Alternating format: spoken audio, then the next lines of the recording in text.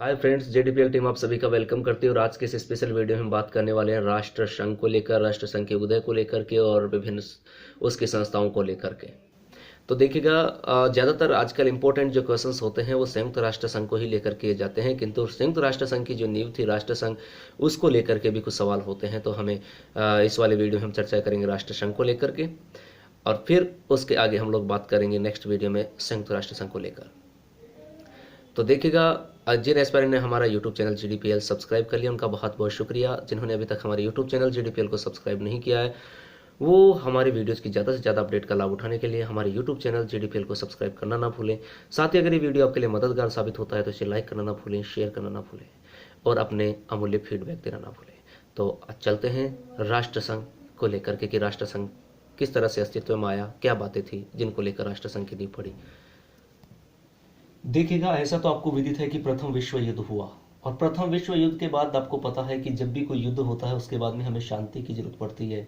कुछ ऐसी घटनाएं घटित होती है जिसके बाद सब लोग चाहते हैं कि किसी इस तरह की एक संस्था हो जो कहने का मतलब युद्ध विराम को रोक सके, शांति स्थापित कर सके।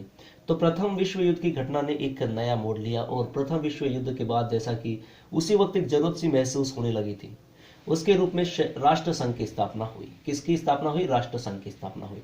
तो राष्ट्र संघ के बारे में एक इंपॉर्टेंट तथ्यों के बारे में यहाँ डिस्कस करने वाले हैं हम लोग। तो सबसे पहले अगर बात करें तो देखिएगा, राष्ट्र संघ जो था वो उसके लिए यानी कि 1919 में पेरिस में एक शांति सम्मेलन रखा गया। कहां पर रखा गया? पेरिस में। कहां? पेरिस में। कब? 1919 को पेरिस शांति सम्मेलन का आयोजन किया गया। To be clear. अब देखिएगा, राष्ट्र संघ के बारे में जनक को लेकर के अगर सवाल पूछ लिया जाता है तो राष्ट्र संघ जो था उसका जनक माना जाता है वुड्रो विल्सन को। किसको माना जाता है? वुड्रो विल्सन को। इनके मन में एक विचारधारा आई। वैसे तो इनके मन में पूर्व विचारधारा 22 जनवरी 1918 को आई थी। कब? 22 जनवरी 1918 को। और वुड्रो विल्सन की बात करें तो इनके बारे में ये कौन थे? अमेरिका के राष्ट्रपति। कौन थे? वुड्रो विल्सन अमेरिका के राष्ट्रपति। अमेरिका राष्ट्रपति। तो अमेरिका के राष्ट्रपति थे। 22 जनवरी 1918 को इनके मन में ख्याल आया था। क्या आया था? कि सीनेट में विश्व शांति के लिए एक संगठन का विचार किया। किसमें? सीनेट में। किसमें विचार किया गया? सीनेट में विचार किया गया। किसके लिए? विश्व शांति के लिए एक संगठन। और 18 जनवरी, कब? 18 जनवरी 1918 को युद्ध विराम संधि के लिए 14 बिंदु की घोषणा की गई। कितने बिंदु की? 14 बिंदु की। किसके लिए? युद्ध विराम के लिए। कौन सा युद्ध विराम? प्रथम विश्व युद्ध जो चल रहा था उसके लिए 14 बिंदु पर विचार किया गया। और अंतिम बिंदु था वो था एक अंतरराष्ट्रीय संगठन की स्थापना करना। क्या था? अंतरराष्ट्रीय संगठन की स्थापना करना। फिर से सुन लीजिएगा, राष्ट्र संघ की बात करें तो प्रथम विश्व युद्ध का परिणाम थी। 1919 में पेरिस में एक शांति सम्मेलन का आयोजन किया गया। ये बहुत इंपॉर्टेंट है। राष्ट्र जो संघ है उसका जनक वुड्रो विल्सन को माना जाता है। वुड्रो विल्सन कौन थे? अमेरिका के राष्ट्रपति थे। 22 जनवरी 1918 को सीनेट में इनके दिमाग में एक ऐसा ख्याल था कि विश्व शांति के लिए इन्होंने विचार किया कि विश्व शांति के लिए एक संगठन की स्थापना की जाए।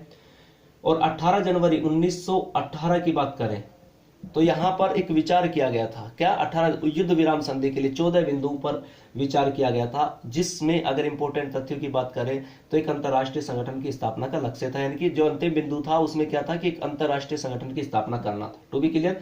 तो 18 जनवरी 1918 को 14 बिंदुओं पर विचार, 22 जनवरी 1918 सीनेट में ये बात।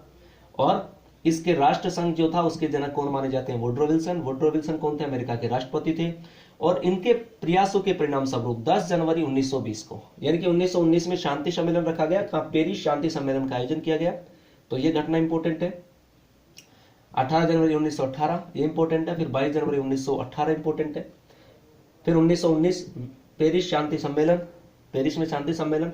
तो देखिएगा, इनके जनक वुड्रो विल्सन 10 जनवरी 1920 में राष्ट्र संघ अस्तित्व में आ गया। यानी कि इन घटनाओं के परिणाम स्वरूप 10 जनवरी 1920 को, डेट क्या थी? 10 जनवरी 1920 को राष्ट्र संघ अस्तित्व में आया। To be clear. अब राष्ट्र संघ जब अस्तित्व में आया तो उसने भी क्या अपने पार्ट्स बना दी कि किस किस तरीके से अपने अंग कैसे कैसे काम करेंगे। तो उसने अपने अंग या यूं कहीं भाग को विभाजित कर दिया। तो एक तो रखा गया असेंबली, जिसे महासभा क्या कहते हैं? महासभा। दूसरा काउंसिल रखा गया अर्थात परिषद। तीसरा सचिवालय रखा गया। और चौथे जो चौथा भाग उसको अंतरराष्ट्रीय न्यायालय का नाम दिया गया, और पांचवा अंतरराष्ट्रीय श्रम संगठन। टू बी क्लियर, पहला असेंबली जिसे महासभा, दूसरा काउंसिल परिषद, तीसरा सचिवालय, चौथा अंतरराष्ट्रीय न्यायालय और पांचवा अंतरराष्ट्रीय श्रम संगठन। राइट। अब जो असेंबली थी, असेंबली का सम्मेलन प्रति वर्ष 5 सितंबर को, अगर डेट पूछ ली जाए तो असेंबली जो थी उसका जो सम्मेलन था प्रति वर्ष यानी कि प्रत्येक साल 5 सितंबर को, कितनी तारीख को, 5 तारीख को, सितंबर की को, तो 5 सितंबर रखी गई। राइट। और राष्ट्र संघ का प्रथम महासचिव के बारे में सवाल पूछा जाए कि कौन था, तो राष्ट्र सर ड्यूमंट, क्या नाम था, सर ड्यूमंट, ड्यूमंट। टू बी क्लियर, और कहां का, ये कहां के थे, ब्रिटेन के। तो प्रथम महासचिव राष्ट्र संघ की बात कर रहे हैं, कौन थे, सर ड्यूमंट, और कहां के थे, ब्रिटेन के। और महासभा का सम्मेलन प्रति वर्ष 5 सितंबर को रखने का गया। काउंसिल की बात करें तो इसके अंदर 5 स्थायी सदस्य और 4 अस्थायी सदस्य का प्रावधान था। कितने, 5 स्थायी और 4 अस्थायी सदस्य का था। ठीक है, टू बी क्लियर गाइस। और अंतरराष्ट्रीय न्यायालय की बात करें, इसके मुख्यालय की बात करें तो इसका मुख्यालय जो था वो हेग में, कहां था, हेग में। अब देखिएगा राष्ट्र संघ से परिणाम क्या निकल कर गया कि राष्ट्र संघ की स्थापना के बाद में काफी समय तक शांति व्यवस्था बनी रही। ठीक है, शांति व्यवस्था बनी रही इस राष्ट्र संघ के निर्माण कार्य की वजह से। और उसके बाद में कुछ इसमें ऐसे तथ्य आए जिनकी वजह से राष्ट्र संघ असफल हो गया। अगर बात करें कि राष्ट्र संघ की असफलता के कारण क्या थे, तो सबसे पहली बात तो स्पेन जो था ना, स्पेन का जो गृह युद्ध हुआ, क्या हुआ, स्पेन का जो गृह युद्ध हुआ उसमें राष्ट्र संघ जो था वो असहाय नजर आया, पहली बात तो करें।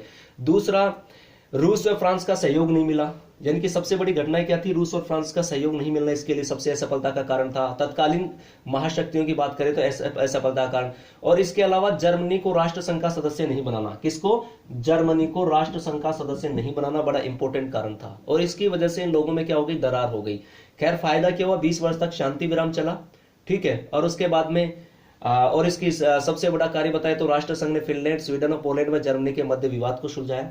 और जब ये राष्ट्र संघ असफल हो गया तो उसके बाद आपको पता है कि दूसरी घटना होने वाली थी। कौन सी घटना हुई, और इन असफलता के बावजूद, असफलता की घटनाओं को ही लेकर के फिर दूसरे संघ का निर्माण हुआ, किसका, संयुक्त राष्ट्र संघ का।